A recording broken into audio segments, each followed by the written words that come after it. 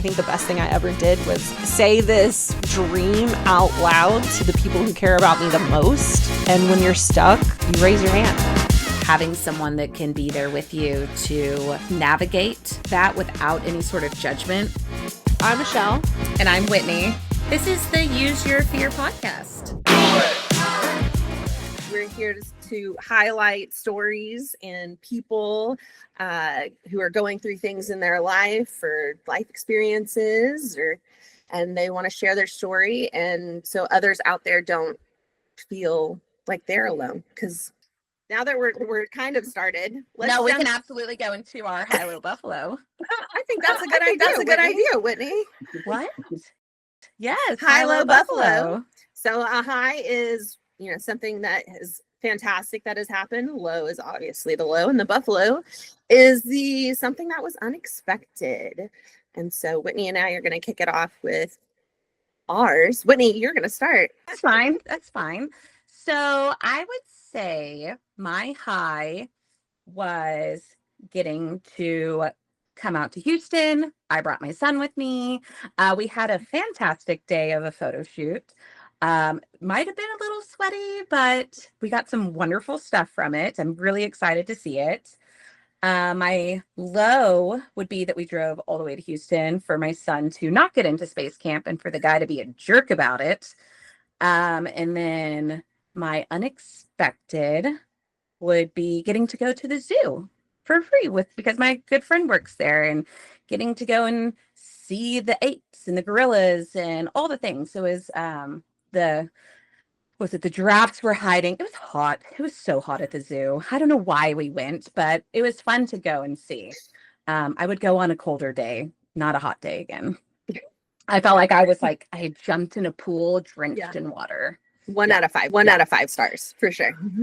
My high was going to Goodwill with you. Yes. That was so fun. It's been a while since you've done a Goodwill shopping, and I really hope that re-inspired you to go shop at Goodwill. It did. I even told Matt when I got home, I was like, I love Goodwill. I forgot. He goes, Goodwill's awesome. I was like, can we go shopping there? He's like, yes.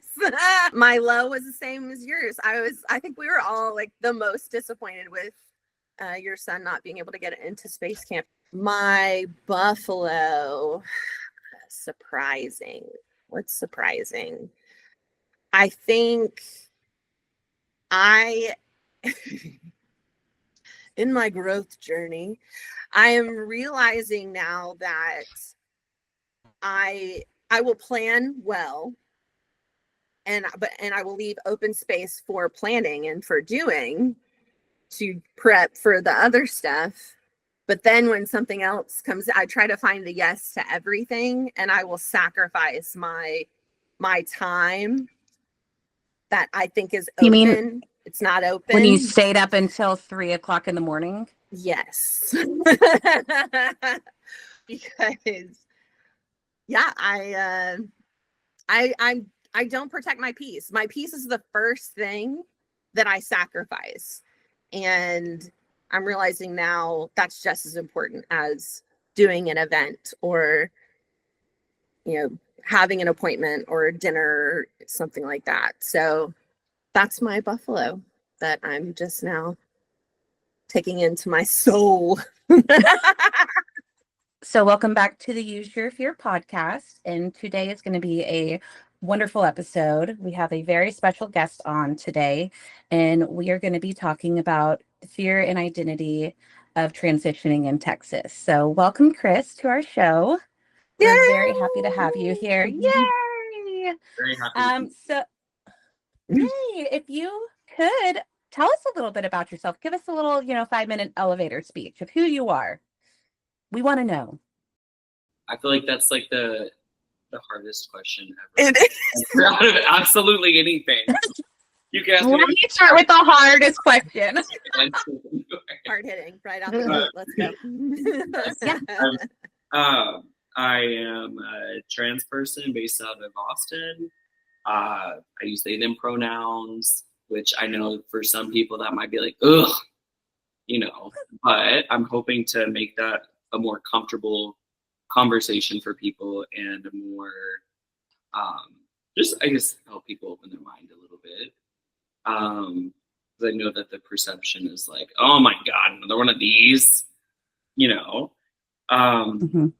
I am a dog owner. I have a girlfriend who's amazing. Um, yeah, You're an artist. I'm an Yep. artist. You're a Beanie Baby owner. Yes, a proud owner of 200 vintage Beanie Babies. Kris and I used to work together at a restaurant, and we just connected immediately. And while we would talk about work, we also spoke about life, and we just connected immediately. And we've always just kind of kept in touch and cheered each other on at different times of the year and throughout the season. So no, I'm so excited for you to be on. I'm a huge fan of yours. I always have been since I met you. And thank you so much for trusting us today to tell your story. It really means a lot to us. And in the short time I've gotten to know you, what is it, hour? I'm a big fan of yours too. So, Kris, what brings you joy right now? So, displaying my Beanie Babies, I guess, is a little recession indicator, from what my girlfriend says, but that brings me a lot of joy. And my dogs, times have been pretty rough, so like having something to, like, my dog Harlow, she loves to spoon me. Like, she likes to like put her full body weight on me, and she's 110 pounds. And so I wake up to that in the mornings, and that brings me to joy. Why is it that the biggest dogs think that they're lap dogs? Yes. Mine, yeah. My other And then the little ones have like I'm a big dog syndrome. Yeah. Yeah. my 40-pound dog, she's like, she likes to sleep near me, but she does not like to cuddle, really. Like, she comes to you if she wants to cuddle. Thing about you that people might not guess. Something, first thing, I didn't know you were an artist. And, Michelle told me, is there anything else that just, seeing you, somebody might not be able to guess, like a little secret, something about you? Like, oh, I play solitaire every morning. I was born a girl. Just kidding. What? What?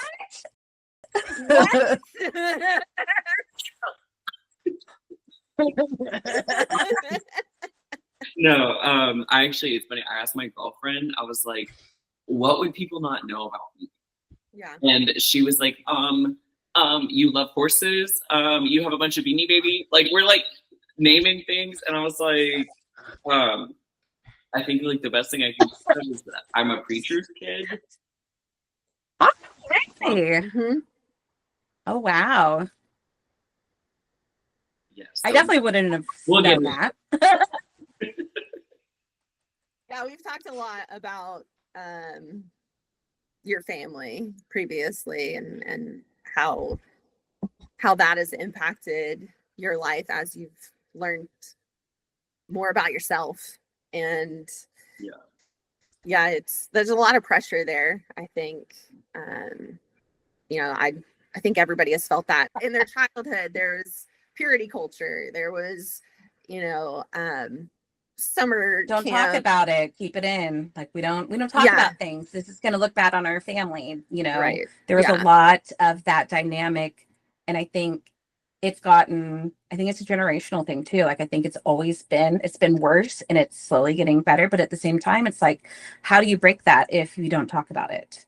Right. But we definitely grew up in that world of don't talk about it. No one needs to know what's going on behind closed doors. And what's a good Christian look like, and the shame that comes with that when you don't act exactly like that, and God's wrath. And I feel like I got a lot of that. Kris, I'm sure you can relate. Oh, yeah. My mom blames my anthropology course in college for me not being a devout Christian. I was like, is that what we're blaming it on? Okay. Yeah. No, Like, I no, would say so- I'm agnostic. I'm not atheist, but I'm not like into, you know, mainstream religion. But I do believe that there's like, if I could say that there's a religion, I would say I'm more Buddhist because I believe in karma and energy and things are all connected. But my mom is always like, it's that damn anthropology class. Like, we gotta blame something. Young phone. No, So I, what is Shouldn't have taken it. what does that look like for you, Kris? Now, from your background, and then how your life has unfolded, and what are your what are your beliefs now? And go ahead. I'm gonna shut up. you know what I don't really know what to say my beliefs are. Like it's funny because I had a so like since the last time that like we really were whenever we worked together, there was like I came out, I got disowned, and then my parents kind of started to come around, like we were having more of a regular relationship. Like I don't have any contact with my siblings, but with my parents, they were trying. And I'm like, they're like, I felt like I need to have a lot of grace with them because I'm like, they've never, I, I think that like for a lot of people, I'm probably the only trans person that they know of that they've met. A lot of people are still. So I was trying to keep like a good relationship with my parents because I'm like, maybe that will open their mind, that they see that I'm not this like problem child. I'm not crazy. But like then whenever I came out as trans, I just never heard back. So I guess that ship has sailed again. And so the boundary that I had set with my family previously was like, I will not talk about spirituality with you. I will not talk about religion with you. I'm not interested. If you want to get to know me as a person, great. Because I feel like me being queer or trans is the least interesting thing about me. Yeah. So if you want to actually ask me questions or we can talk about stuff, I'm happy to do that. But I'm not interested in talking about religion just because it still is pretty triggering. Just because I grew up in a fundamentalist Christian household, and so we weren't allowed to. We couldn't dance. We couldn't do anything. We couldn't. I couldn't dance. That's right. I forgot. Mhm. Yeah. So Oh my God, like Footloose, like no Footloose. one dances. yeah, so we couldn't dance. Oh, wow. I couldn't wear anything above my knee. I couldn't wear anything showing cleavage or shoulders. Which I'm like thinking about that. I'm like, okay, so y'all practically did like make me into a lesbian. Like, who's wearing? What girl's wearing swim trunks to the pool with an oversized T-shirt? But This is your fault. You did it to You me. did this to me. how does it? No, like it was so strict, and my dad would have us like read the book. We had to read the book of Revelation every single year. We had to study. It was like we had to learn all about the fire and brimstone. And so it's taken me years to work through that because for a long time I was like, I could not talk about it without getting like, which I didn't realize, like my therapist helped me realize that is like a symptom of CPTSD. Mhm. Like it's like the religious trauma. Like I would start like chest would start getting really tight. I like can't breathe. I start thinking about the afterlife and like it was just like this horrible shame spiral for years and years and years. So I don't really know what I believe right now. I think You don't need to.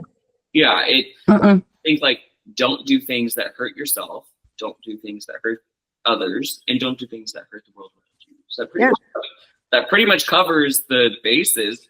You're not killing people, you're not stealing, you're not lying. Like just Be a good person. Yeah. period.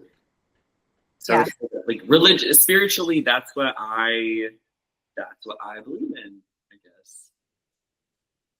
Amen. Same here. God or Allah or Mother Nature, whoever's the correct deity, You know, Mhm. like the worst thing that I'm doing is taking testosterone and having sex with a woman. I feel like Neither of those are bad things. horrible. Say the worst thing. Like, if that's the worst thing that you can say about me, I feel like I'm doing pretty good. Yeah. Oh my gosh.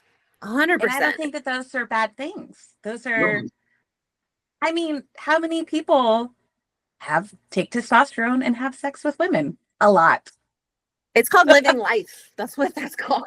Like, Mhm. I mean, there's women who take Yeah. estrogen for, their hormone therapy whenever they get older. Like, it's Perimenopause sucks. hello, party of two. We're on it. Like, it's, I don't know why people get so wrapped up in the way people are Because it's living their life different. and taking care of themselves the way they need to be taken care of.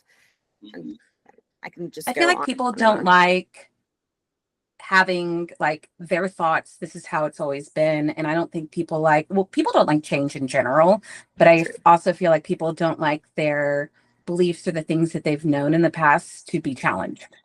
Yeah. And that's probably why it's triggering, I guess, to people that are like, ooh, why are you're a woman. You were born a woman. You'll always be a woman. Like, no, why does Chris's life affect your life? Like, let Kris be who they want to be. It doesn't affect you. Leave it alone.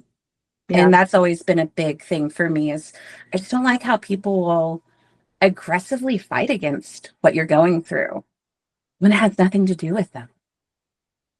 Well, Get and then out of you here. grew up in such a unique way.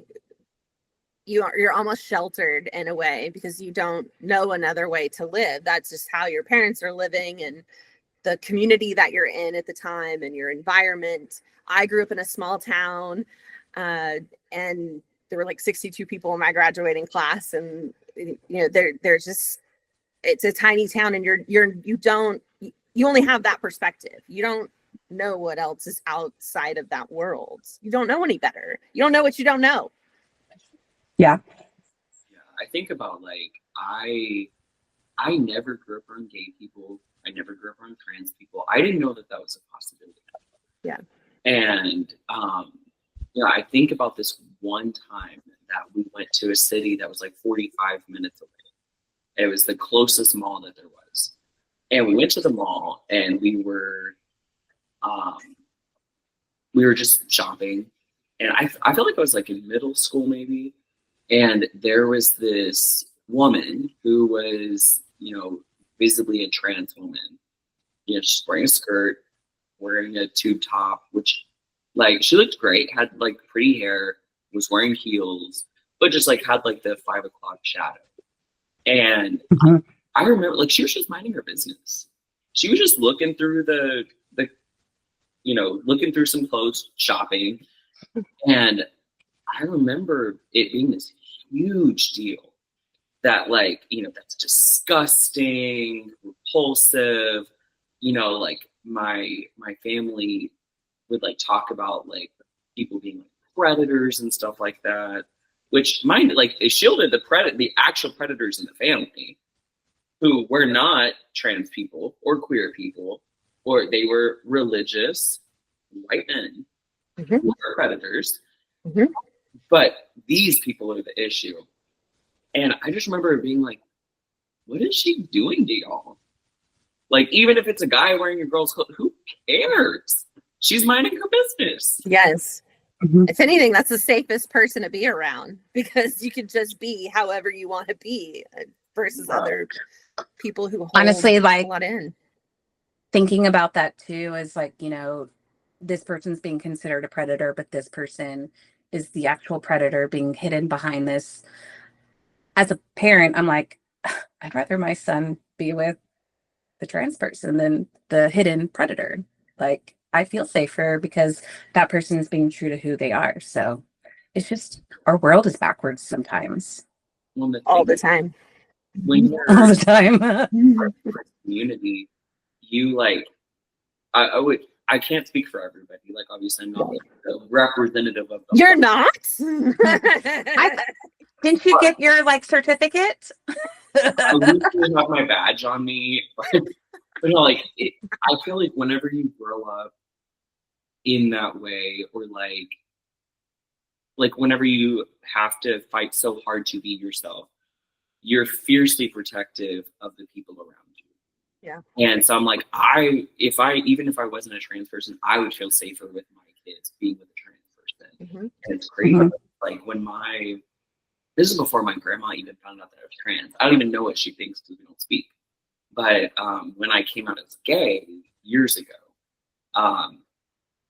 it was like everybody in my family knew except for my grandparents. I came out to my parents, and they told everybody about my grandparents, and I came out on social media, but I didn't have them on social media. And my older sister was like very clear that she wanted nothing to do with me. She did not want me around her kids, nothing. And like, I used to live with them and be super close with the kids. Like, I loved my nieces. And when like my grandma, my sister, I guess, had a baby, and somebody texted me to let me know, hey, your sister had a baby. I was like, oh, that's cool. Oh, she had a son. That's super cool. But my grandma, I guess, had texted my sister and asked her if she had some pictures. She had asked me if I'd seen the baby, and I said no. So she said, oh, I'll get you some pictures, not knowing about like that conflict between us. And so she texted my sister and asked for some more pictures to send to me. And my sister said no. And my grandma was like, what? Like, shocked. And my older sister had said, oh, she no longer walks with the Lord. And so my grandma calls me like freaking out, like, what is she talking about? And I told her, like, I'm a lesbian. And she said, I don't blame your sister for not wanting anything to do with you. And I was like, cool. Because she said, if you're willing to degrade your body and sleep with women, then what would you be willing to do with children? And I was like, I think that to this day is the most offensive thing that anybody's ever said to me. Like, it's just like this perception of people that's like, we're here to get your kids, and Yeah. we literally just want to, like, Be yourself. just Be true to yourself. Spread joy. Yes. Like, Wow. I think That's a hurtful comment. And I'm sorry that you were told that by family. Like, it makes me want to cry. Let me get my tissue. But I can't even imagine the pain that you've been through with your family through that. So I guess I'd like to know a little bit more about your journey getting to that point. Like, you grew up in a fundamentally Christian, very strict rules, things like that. Like, when did you kind of know that you were different? Like, that this wasn't who you wanted to be? Yeah, I didn't know how to articulate it for so many years because, like I said, I've never been around. Like, I'd never seen, like, we weren't allowed to watch anything that had gay people in it. Like, that movie Kicking and Screaming with Will Ferrell, there was a lesbian couple in it. The second my dad realized that it was a lesbian couple, he threw the movie away. And I was so young, I didn't even register that was like a lesbian couple. But like, when I was really young, I had this life-size Barbie, and I never liked to play with Barbies. Like, I wanted to play with my brother's Legos. And so my family was just, oh, tomboy. But like, I used to slow dance with my life-size Barbie in the living room. And just like, I just never pictured myself with a man or a boy. Like, I never grew up imagining my wedding. I never grew up thinking about those things. I had no interest whatsoever in boys. And then when it came to like my gender identity, I always just wanted to run around with jeans and no shirt on. And I just never wanted to have a shirt on, ever. I wanted to, and like when I was really little, my parents would let me because I was like 4, you know, so we'd jump on the trampoline and I would have no shirt on. And that's just, I've always loved it. And then as I got older, you know, you start to develop a little bit, and I still wanted to be with no shirt. And my parents were like, no, that's not acceptable. You need to wear a training bra. And I was like, why would I wear a bra? You know, and then God ended up giving the biggest titties to the most non-binary warrior. Like, then I had to like started to develop. And so through puberty, I couldn't understand why I was so miserable. You know, like I avoided looking at myself in the mirror. I wore oversized clothes. Like I was like self-conscious about stuff that I never thought of before. Yeah. And I just like, whenever I would play pretend with my friends, I always had to be the boy or the husband or the dad or, you know, like I always just naturally took those roles. And I never thought like, you know, I was, you know, 3, 4, and 5 years old. Like I never thought about that being a bad thing. It just was what it was. Yeah. You know, I never knew that I was not, like, I didn't really realize that I was that different until I started to develop boobs. And then, Well, it's like you were shamed for developing. It's like all of a sudden things moved a little bit more than before, and it was like, whoa, no. Like, yeah, I can't even imagine. Like, everything's been fine. I'm living by these rules, and I'm loving life. And you know, you almost like lose your innocence just from being shamed. Would you agree with that? oh yeah, I never thought about that stuff. And also one thing that stuck out to me too, that I didn't even know that it happened until my mom said something. When I was 4 years old, so like I grew up going to church 3 times a week. So we went twice on Sundays, then we went on Wednesday night. And so like at 4 years old, like I would kick and scream when it came time to go to church because I didn't want to wear a dress. And so one day when I was 4, I had snuck some scissors under my dress. And like my mom said that she had fought me all morning. And like I would always have to wear the little Mary Janes and the lacy socks. Yep. Yes. Or the bloomers, I guess. Like the whole shebang. And I had snuck scissors under my dress. And while I was in my car seat, I just quietly cut it off. I cut it to shreds. And nobody said anything until we got to church, and my mom flipped out. And she said that she I don't remember if she said she stapled it together or she taped it together. She did something and made me wear that dress. And she said she made me wear it every Sunday until I grew out of it. And the little old ladies at the church made a point to say, oh, we love pretty dress. And I just remember I was like fuming. Like I remember being angry that my mom a few years ago told me that story, that I cut up my dress. I'm like, at 4 years old, I knew I was so, and like it's not like I was groomed to think that. Like I just knew I was like, this isn't right. Like I'm not supposed to wear this. Yeah. You know, and I didn't have the knowledge I do now, or like the ability to articulate that. And that's like, I love that kids nowadays feel like they can articulate those things, because kids do know. Yeah. You know, we feel it in our bones when something's not right. Yeah. I can't believe the like having to continue to wear that dress week after week. Like I'm thinking that. Yeah, like as a parent myself, like you're talking about cutting up your dress, I'm laughing at it because I'm like, that's great, that's hilarious. Like that's something that I would, you know, I wouldn't Whitney would make my totally kid do that. wear tomboy. My mom had all these smock dresses for me, and I came home from kindergarten and got on my big wheel and ripped up the dress. So she knew she couldn't keep me in dresses and stuff. She's like, you always looked like an orphan. And I'm like, yeah, because I was running around like raggedy old whatever.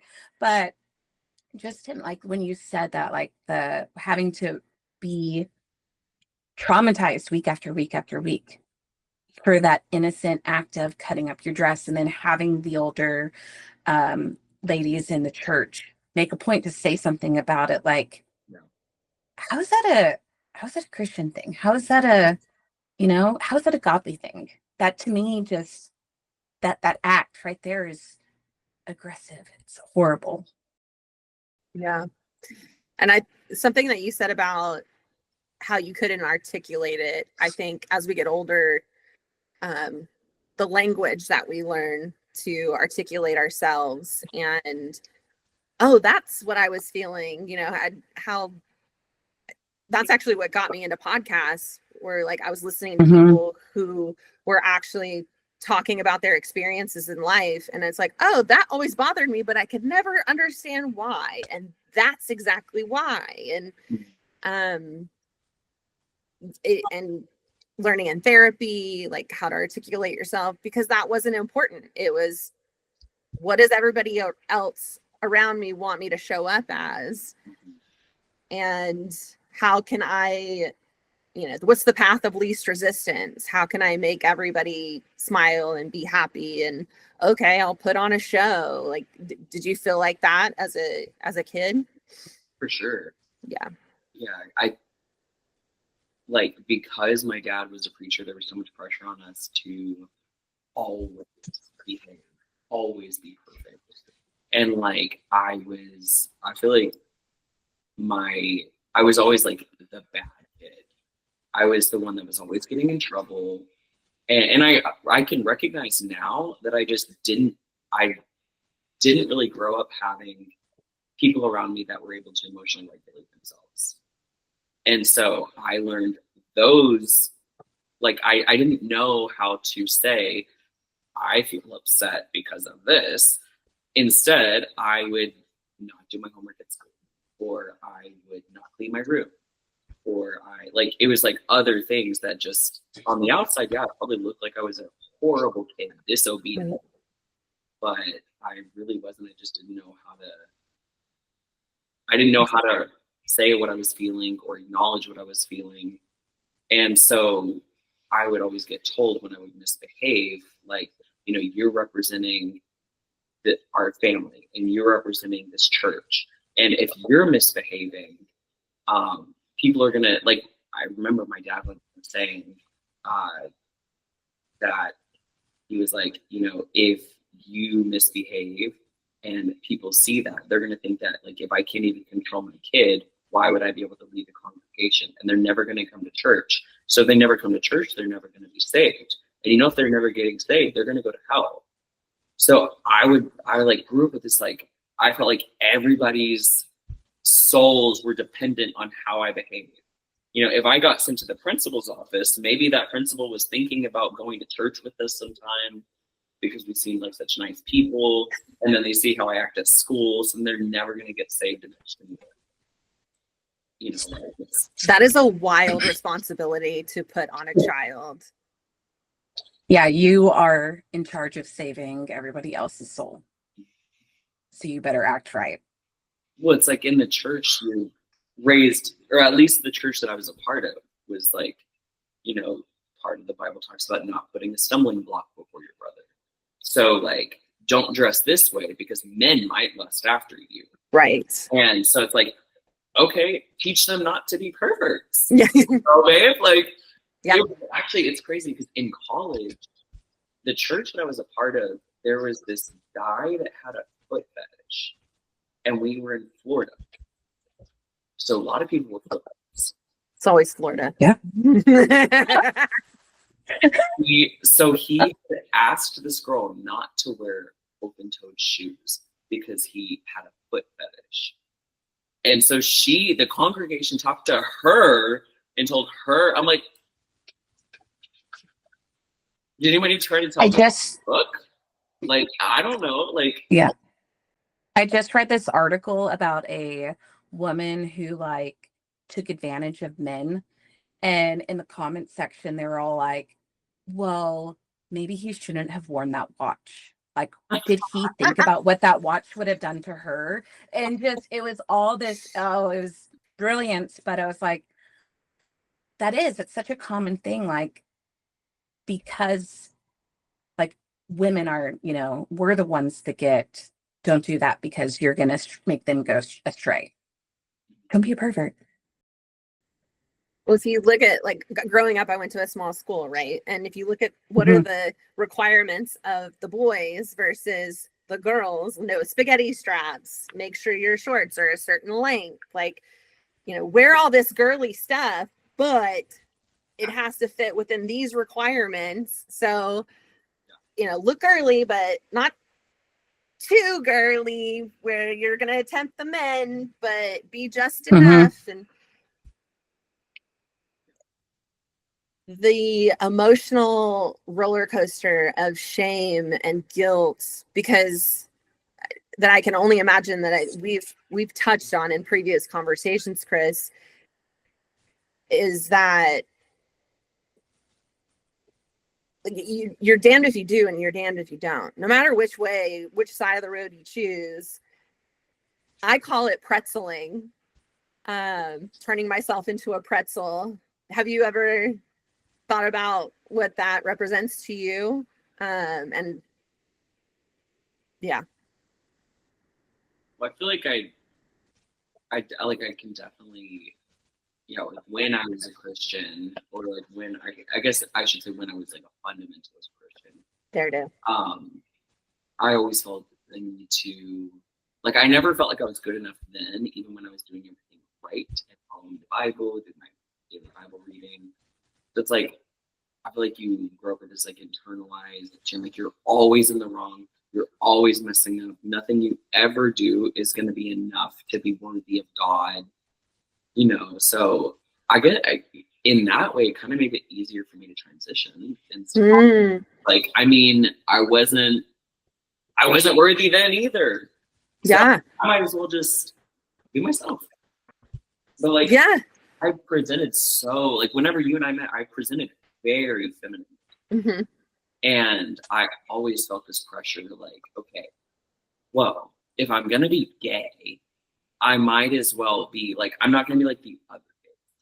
I'm not, even though I wanted to, it's so stupid. I used to wear I used to date this masked lesbian. And when she was at work, I would put on her clothes. I'd put on her Oxford shoes. Like, I loved it. The button down.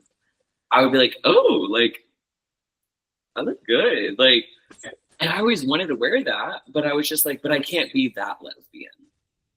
Like, I need to be still good.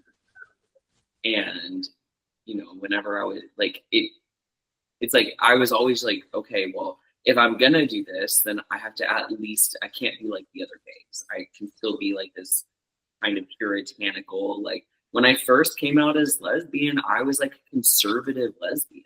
Yeah. And, I could never align myself with that because then that's like really.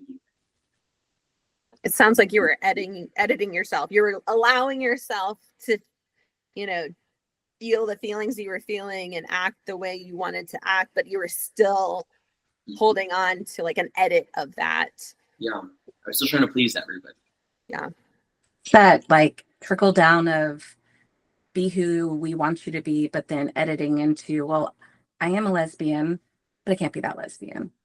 Mm-hmm. And was that more like put on for yourself as your expectations? Did you feel that from the community? Like, or was it just solely like, this is how I should be seen? Like, did you feel like other people wanted you to be seen a certain way? I wanted to be seen a certain way. I never really felt pressure from the community. Like, if anything, whenever I was super femme presenting, my friends that were in the community, even they could feel something was off. Like, it was like I had been told that I was really difficult to connect with because they were like, like they're like, I don't know what it is, but you just, everything that I did was like You're not genuine. You're not authentic. exactly. And you're like, I'm trying. You were like, you had opened the door a little bit and you were looking out, but you weren't all the way there yet. You were still working through that PTSD of how you grew up and trying to figure out how to be authentic to yourself without losing all the things you were taught as a kid. Because even, when you're in a relationship or a situation that is uncomfortable and not good for you, that's your norm. And getting into something that's healthy for you is hard too, because you don't know that feeling as much. And so you always kind of lean back towards that. Well, this is where I've always been. This is where I'm comfortable, uncomfortable. So I can see that kind of stepping stone of you coming to realize who you truly are. Well, and to add to that, I know sometimes it feels like we're beating a dead horse, but this is why we dive in like really deep into these conversations. Yeah. We grew up very similar in small towns. You were a lot in a different, more extreme religious situation than I was, but I still had some of that. But it was like you were told, oh, they're a lipstick lesbian, or they're butch, right? Mm-hmm. So it's almost, I remember those like, terms. Yeah. So it's almost like you grow up hearing that. You can only be one or the other. I could see how that would shape someone who's trying to be authentic to themselves. Yeah. Can you resonate with that? Does that sound right to you? Yeah. I mean, I would go with what label was more socially acceptable. It wasn't super socially acceptable to be butch. And so I'm like, okay, well, I'm a pretty lipstick lesbian. You told me that. Mm-hmm. You told me that when we had lunch one time. Yeah. I prided myself on I was like, I don't look like some of these other gays. Like, yeah, I mean, also like how you present I was raised to think that was so important. And I mean, in some ways, but not in the ways that, like, I realize now, like, in some ways it is, but it's not in the ways that I was taught. And so, back then, like, I did pride myself on being a really pretty lesbian. Because, when I would look in the mirror, I didn't like what I saw, but I was like, but everybody else does. Yeah, that was good enough. Yeah. As long as they think that I'm good and they think that I'm, like, I made sure that how I spoke was always like, I was very careful with my words. I wasn't very like, I was very filtered because that's what everybody else wanted from me. And so I just it took a really long time to start like separating myself from that and then tangling it and like, okay, who would I be without other people telling me who I am? What happened to make you stop and ask yourself that question? I don't really know that there was a specific incident. Like, I feel like it was just like years slowly tangling. I do think that like a lot of I felt that no matter how much I wanted to be involved in stuff, I felt this disconnect with everybody around me. It's like I felt, and I couldn't figure it out. I was like, okay, it's not that I'm just meeting all these inauthentic people. The variable is me. It's not You're like the common denominator. People, yes. All of these people are not I'm not able to connect to people like I was, and I felt it. I was trying to connect with people. I was trying to date, and people just it just was not clicking. And did people say you tried too hard? Mm-hmm. I used to get that when I was younger, trying to figure out just who I was. They're like, you're trying too hard. And I was like, what do you mean? Yeah. What does that mean? What does that mean? Yeah, I guess that there is one person that I was like talking to this girl and I really liked her. I was like, in my brain, I was like, that's like exactly what I would want. but it was like there was always this weird like disconnect between us. So it's like I knew that I really liked who she was and I could see something there. But she actually multiple times was like, I sometimes feel like I don't know who you are. And I was like, what are you talking about? Like all the time. She's like, yeah, but like I don't feel like you like I feel like it always feels like you're hiding something. I remember saying that and I was so offended because like, what are you talking about? I'm so honest about everything. Like, oh, I'm so honest about everything except for who I am. You know, like I remember I would like get super self-conscious because I hadn't fully like admitted to myself that I was trans because I was like, which at the time I had started with wearing 2 sports bras to hide my chest. And then like the banding or whatever, where it just like super squishes you down. Yeah. Oof. It's very painful and I double bind and I know that I'm supposed to do that, but I'm like, I would rather be in pain than people know that I have boobs. Like, which I know saying it out loud sounds so backwards. No, it doesn't. But like back then, I will put my health at risk by double binding, and just so I can be a version of who I want to be. I bruised ribs and stuff, but I still do it every day. But like back then, I had like she had asked me if I've had multiple partners ask me, "Do you think that you might be brown?" You know, and I'd be like, "No, I'm just a lesbian that doesn't want boobs." Which there are some lesbians out there that just don't want boobs. But I was like, "Oh no, I would never do that. I just want to get top surgery." Oh no, I'm not trans, but I just wish that I didn't have boobs and my voice is a little bit deeper. Oh, I would never be trans, but I think it would be really cool to have facial hair. And like I said, like there are some lesbians who do want to be more masculine, who like identify as women. Like there are people out there like that, you know. But like it was like I would like get one step closer, and like I would feel like I was being so myself.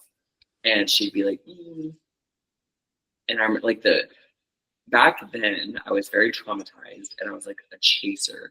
Yeah. You know, I was like, why don't you like me? Yes. You know, for so long, I was like, is it something I said? Is it something I'm doing? Like, what is it that I need to change about myself for us to connect? Because that's what you always did before.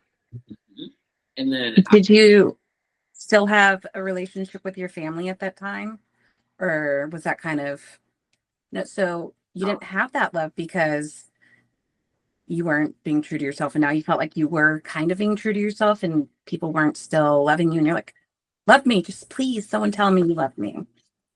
I was just like, I actually never connected that. Like I was really seeking out. I was like, what do I have to do? Yeah. So that's part of what kept me from transitioning for so long, was feeling like people wouldn't love me. You know, like, oh, that's too much. That's too much of a burden. That's too uncomfortable for everybody else around you. That's like, why would anybody want you? You know, like you're mentally ill. Like that's what I felt like it was like, oh, it's not that I'm trans. I'm just very mentally ill. You know, and what's crazy is most of my symptoms of mental illness went away when I transitioned. You know, you always hear that. I was curious, like when you came to terms with I am trans, like what was that feeling like? Was it like 1,000 pounds just came off of your chest? Yeah. And it was very, very terrifying too, because I feel like it's kind of like whenever I first admitted to myself that I liked women. It was like, it was a relief, but at the same time, I did feel a ton of shame about it. And it was also like, I feel like once I realized things, there's no going back for me. It's kind of like if you like get the ick with a person and you're like, there's no going back. Like once you get that ick, that's how it felt like it was like, okay, now that I've admitted it to myself, there's no returning. Yeah. You know, like the toothpaste is out of the tube. So like, and also I feel like that also is why I presented so femininely for so long, because at least I had the safety. Because like when I first came out, I came out as bisexual, which I'd never even been with a man. But it was like Stepping stone. Are truly bisexual. You know, like that's not invalidating the identity of bisexual people, but for me, right, it was like I said it because then I could be like, oh no, it's just a phase, never mind. Like if I got too much backlash. And so then I was lesbian, but I was still femme presenting because it was safer. Yeah. Yeah. You know, I feel like it definitely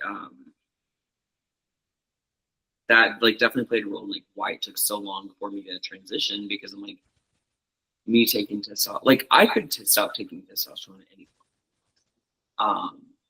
But I'm like, the effects are permanent.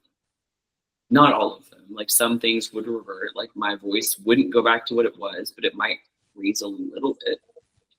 And my, you know, like my fat would start to redistribute in my body the way that a woman would, or like a female body. And it's like those things are reversible, kind of.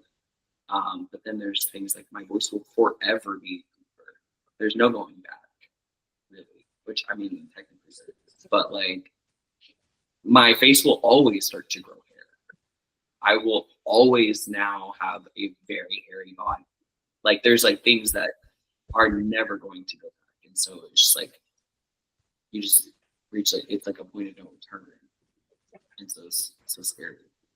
Yeah, and I think that's what annoys me about the argument of, oh, what if you change your mind? Like, no, if you're making this decision, like you're in it 10 tones in. Like there's no, oh, maybe I'll try this out and see how this goes. Like no. Like I'll just get it lasered off. It's fine. Yeah, it's way too expensive of a yes for like for it to be something. And like of course there might be people who maybe they like I'm like careful with what I say about it, because I know that some people might take something that's said and be like, well, you see, there are people who do. It's very, very rare. And I don't know if it's that like they regret it because it does make you, it makes you a target. That's a scary feeling. There are some people that do detransition, but that's like, you know, like less than one. So in the US, less than 1% of the population is trans. Right. So like the media wants you to think that it's this huge epidemic. Right. All these children wanting to, like, that's not true. We're less than 1% of the population. And it's not a common thing. It's also not a new thing because people forever have been trans. In other cultures, in indigenous cultures, they have two-spirit people. Like, trans people are celebrated. Yeah. You know, it's not this, like, taboo, satanic, whatever they make it out to be. Like, we have always existed. It's always been a thing, and it's always been like a not rare thing, but it's not a huge portion of the population. Yeah. Never has been. But you have the people from the small towns who are like, well, I never heard of that until just now. And so, like, this didn't exist in the back in the day. And there's an epidemic. Like, you know what? Back in the day, they were lynching. Yeah. Exactly. Like, the good old days. Exactly. When you were more, like, I feel like most of the time when people talk about the good old days or back in my day, you know, it's because they're not comfortable with, like, evolving or changing. But, like, maybe back in your day, life was better for you. Gay people, Matthew Shepard was getting strung up on a barbed wire fence. Like, gay people were getting arrested. Like, yeah, maybe back in your day, things were easier. Like, one of my great aunts had said one time, like, I just miss the good old days when this just wasn't a thing. And I was like, okay, but your good old days, there was segregation. There's the KKK running rampant. Like, my mom remembers the KKK. Like, she saw the KKK. Like, they saw, like, my grandmother lived a few blocks away from the Birmingham church bombing back in the Civil Rights Movement. So the good old days for you were not good for everybody.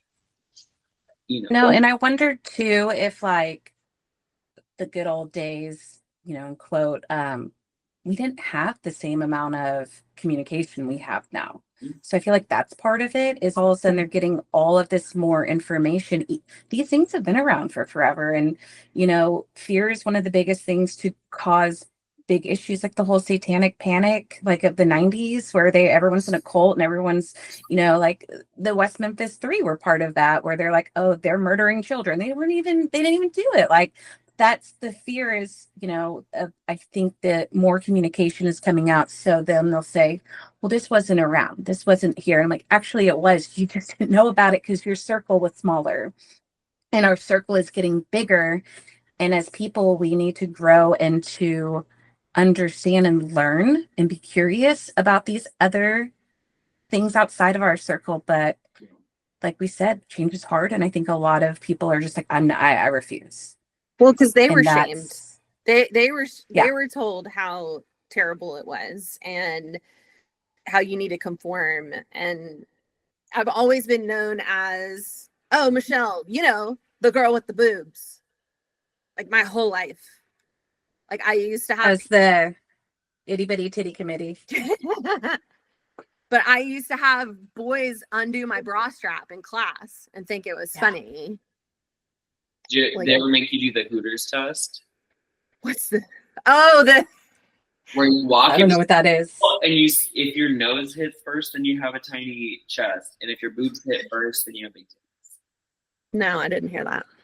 Oh yeah, no. In high school, my nose would absolutely hit first. They in high school, I didn't know what it was. I was very naive. Yeah. And you should, or I never even been to Hooters. I didn't know anything about anything. And they're like, you should walk up to that wall. And I was like, why? Okay. Do it. And so I did. And they're like, oh, you passed the Hooters test. I was just like, what is that? Yeah. But anyway, I digress. We could. I mean, there's always been this image, even growing up on women, that we should be that hourglass, have big boots, have a small waist, have big hips. And I always felt like I was less because I didn't have that. I've always been the ruler, like the straight, and no matter what. I was so envious of that. Me too. And I was envious of the other because I felt like I was, I wasn't girly enough. And it doesn't matter where you are in life. It's always that the grass is greener on the other side, because that's what we're taught as, who we are and what we are is never. Michelle and I were talking about this while we were shopping at Goodwill the other day, about certain things that would fit a certain way. And I'm like, oh no, that'd be back in but crop tops. We were talking about crop tops. Oh God. I'm not a crop top. Yeah, I can't wear crop tops. I don't think I could have when I was younger. And she's like, yeah, you could have. I could have. And I'm like, yeah, but when I was that age, I never thought I could. You always took the worst about yourself and thought about it that way. And then as you're older, you're like, oh, it wasn't. I looked cute. I was great back then. That really nicely. Yeah. Yeah. And the shame behind clothes as you getting older hit me too, because I would wear shirts, not low cut at all. But then it was like, oh, your boobs look really big in that shirt. It's I'm just wearing a fucking shirt. I putting on clothes is my worst nightmare. Shopping for clothes, still to this day, it's fucked up. Anyway, sorry. I'm resonating with you so much right now. Yeah, are you trans? No, I'm just kidding. I know, right? I'm like, wait. Maybe. No, it's like it sucks that like, because I feel like, you know, like growing up a girl, because I was super curvy, I was never gonna be desirable because I wasn't super skinny. Yes. The skinny girls were told that they would never be desirable because they didn't have curves. Yes. So it's like, oh, you actually just don't like women. Yes. Just say that. You're gay. Amen. Yeah. Fuck. It's hard. Fuck. Would I Fuck be people. in Right. a man's body? What's that? Oh, like, would I be enough for you boys if I had a man's body? Right.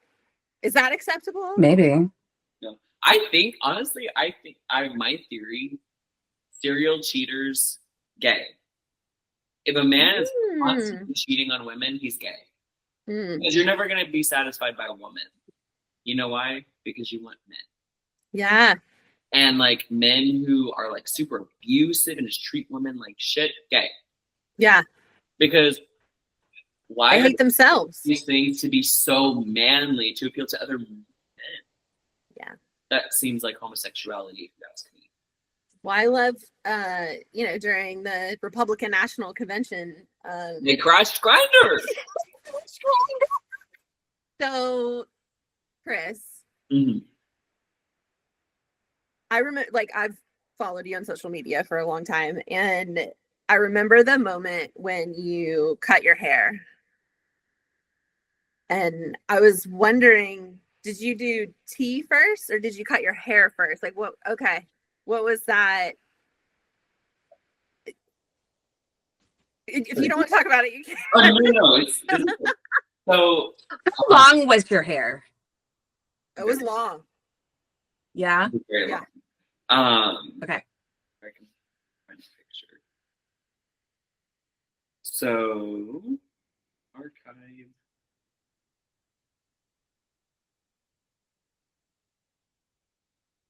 So my hair used to be like this length. Oh, wow. Yeah. Yeah. Girl. Back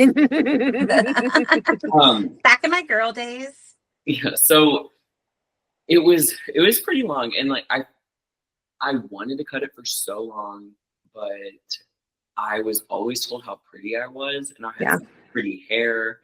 And this is going to sound like the most shallow thing ever, but part of what kept me from transitioning for so long was the fear of being ugly.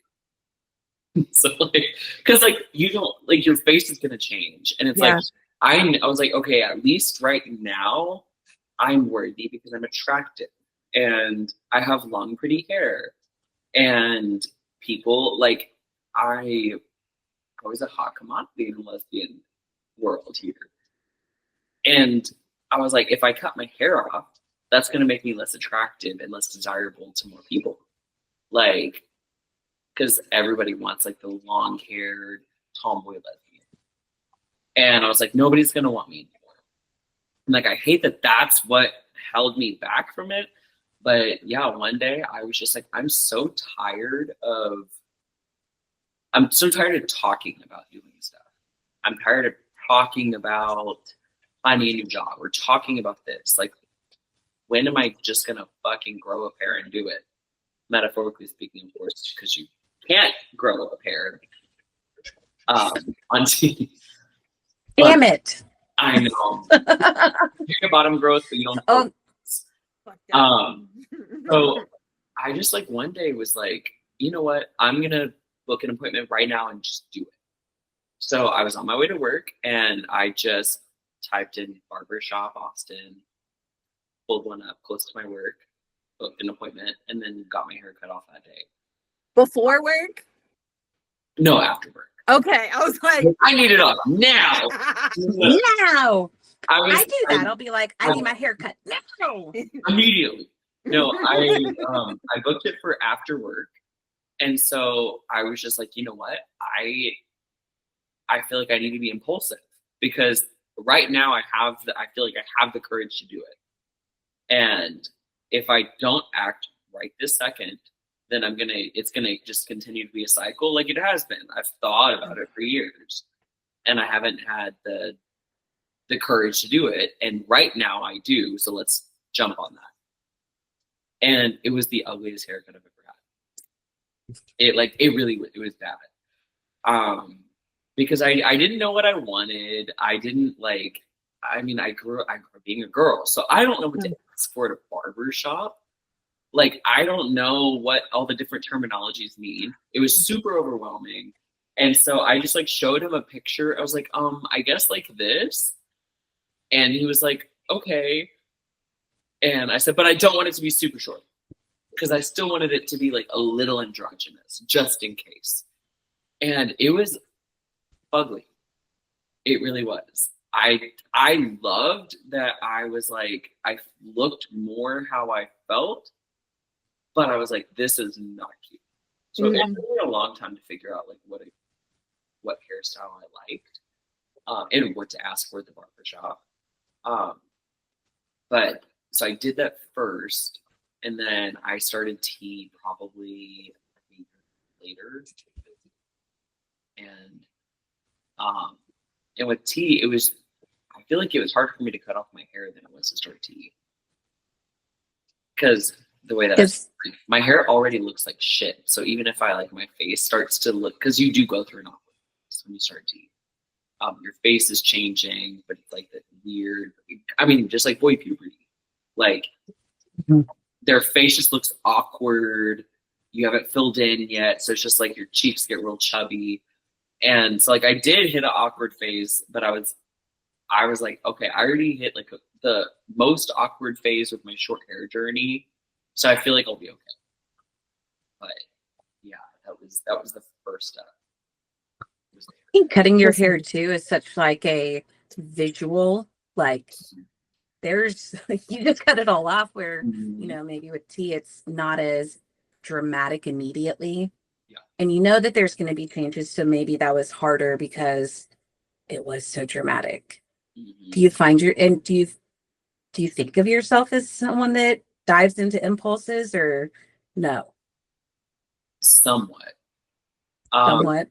Yeah. So I had read Mel Robbins' book, The 5-Second Rule. Yeah. I love that book. Mm-hmm. And I feel like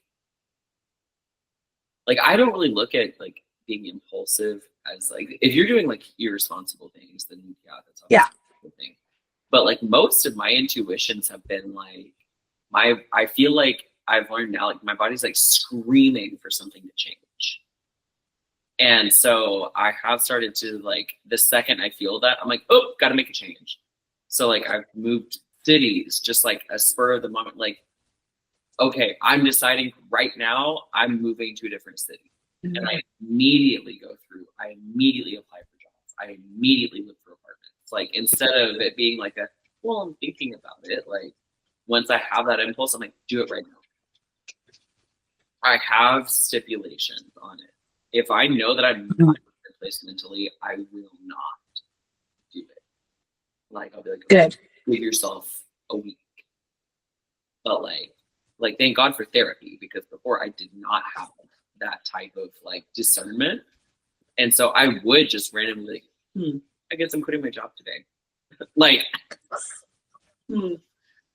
oh, you know what? It does make sense for me to move across the country right now. Like makes sense. It's like it did.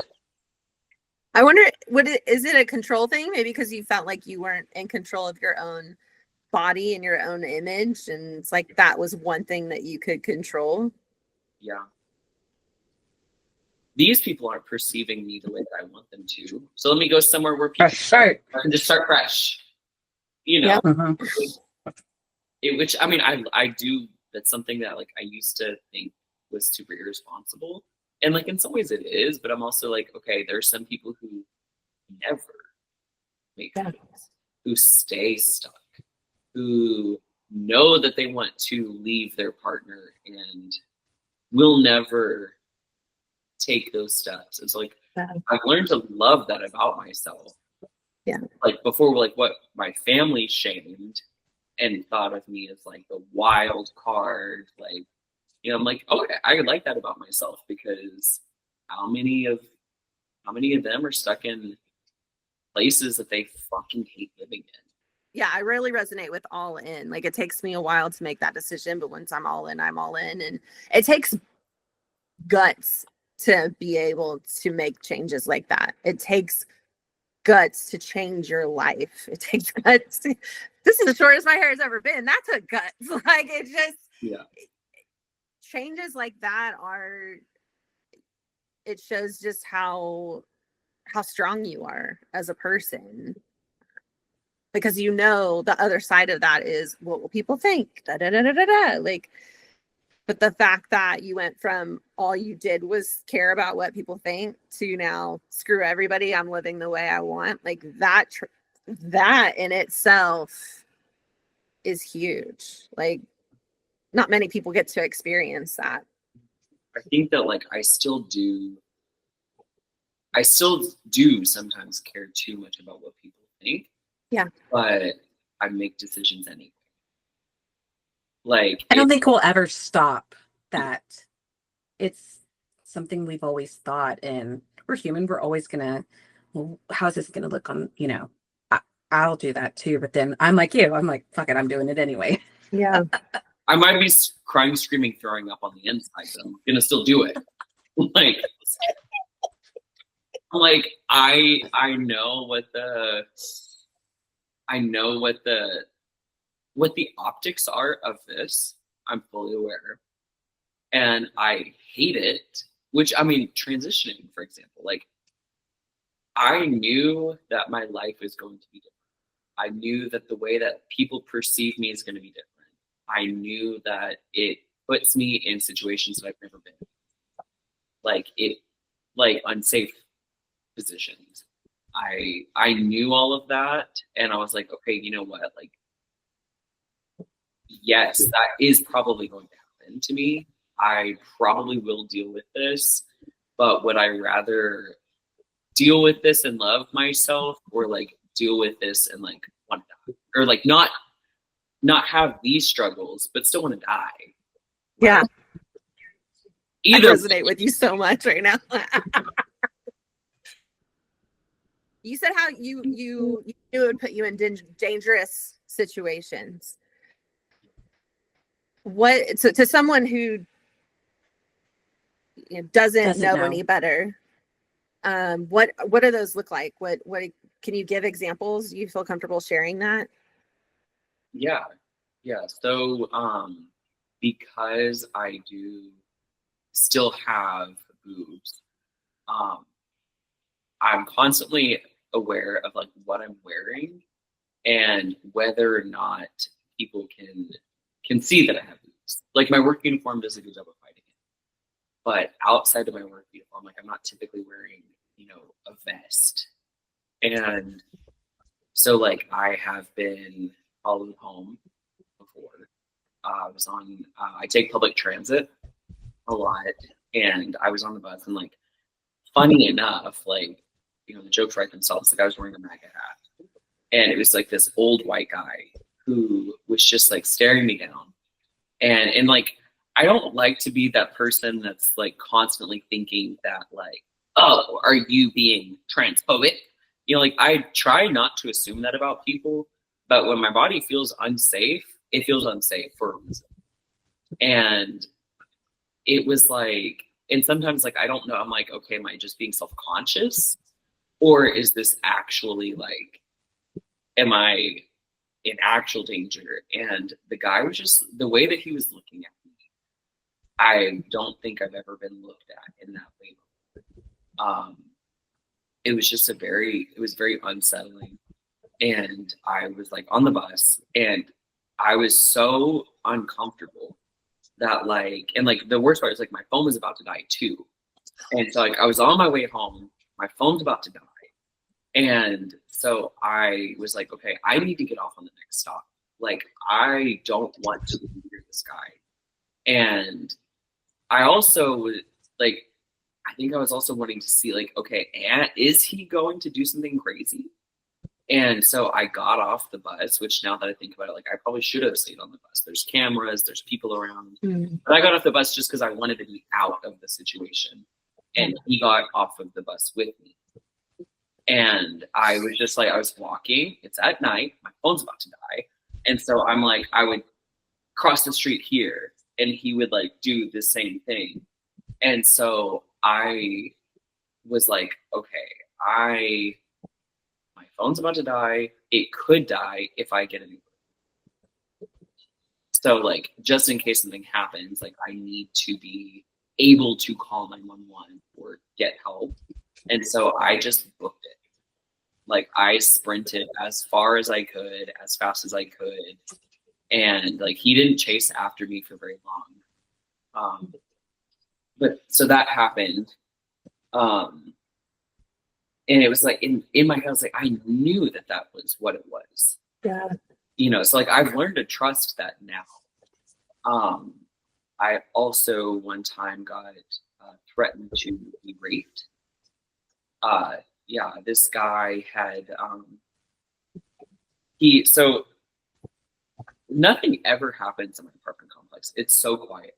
And then one day I heard screaming, and like it was a guy screaming. And so I looked out my window and he was screaming at his girlfriend, but nothing physical had happened. It was just like, so I was like keeping an eye out. And I was like, okay, if he lunges or if it seems like it's going to get that way, I'll go out and intervene. And so he lunged at her and like he grabbed her. So the second he did that, I grabbed a bat and I ran outside and I got into it with him. And like my roommate, she was in the other window because like we were talking. She was like, "Hey, do you hear that?" And I was like, "Yeah, I do. Like I'm keeping an eye out." So she actually recorded him grabbing her by the hair and slamming her face into the truck window over and over again. So I didn't see that part. Honestly, if I would have, I would have fucked him up the second that I walked out there. But like I didn't see that. I just saw him grab her and I immediately walked outside. So him and his brother get into it with me. And my roommate had already called 911. Like she stopped recording to call 911. And him and I are getting into it. Like we're just screaming at each other. Like I had tried to de-escalate the situation and it just like this thing about tea, like I started to get angry back. And I wasn't saying or doing anything crazy. I was just like, get the fuck out of my face. And he said that he was like, how about I just drop your pants right now and prove to you that you're confused. You don't even know if you're a man. And like, and he lives in this apartment complex. So like for a while, it was like, is he gonna rape me while I'm walking home? And thankfully, the cops got there very, very quickly because like I live very close to the station. And so I, for a long time, was just like, you know, I think like that was probably the most scared I've been with all of this, just because like I work downtown. I don't know who I'm interacting with. I don't know who, like, it's an open carry state. Like, I don't know if you're armed. I don't know if you have bad intentions. You know, like whenever I go camping with my girlfriend, you know, we go in remote places in Texas. I feel somewhat safe in Austin just because there are a lot of people there. Other places, I do get on edge. I hate that, like, you know, like being the more masculine one, like you're trained, like you should go out and get the things. But like, I never know what the right thing to do is because I do have a target on my back now. I could be in, you know, Buck, Egypt. And if the person at the gas station is transphobic, they're armed, they think that I'm like some type of predator, you know, like that. That's why I want to do the podcast, was more so like show people like we're not, like I'm not a threat. You know, like I have dealt with like, and I honestly, I am fairly passing And so I know that like I actually have much more of a privilege than other people. And, you know, trans women of color have it so much worse than any of us. And so I think it's important to like get, you know, I didn't want to do this, and like I wanted to, but I didn't want to because I was like, I don't want to put myself in that position. But I'm like, I feel like I owe it to my community to speak up and to try to appeal to people to show like we're not afraid. There's nothing to be afraid of. You know, like we literally just want to exist. Yeah. That's it.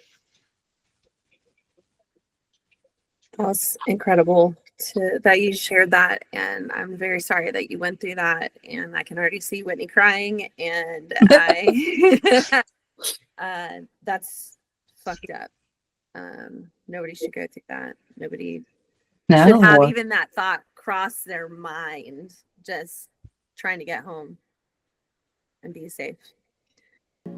Join us next week for part 2 of Kris's story, The Warrior's Voice, Fear, Identity, and Transitioning in Texas. Thank you for listening to Use Your Fear podcast. Oh, great. You can watch full episodes on YouTube, listen on all major podcast platforms, and support us on Patreon for additional cutting room floor footage. Follow us on all social media and visit our website at useyourfear.com to connect. Or if you've got a fear story to share, we'd love to hear from you. Please share and support so we can continue to have these meaningful conversations so others know they aren't alone. Have a great day. Have a great day. Bye. Bye.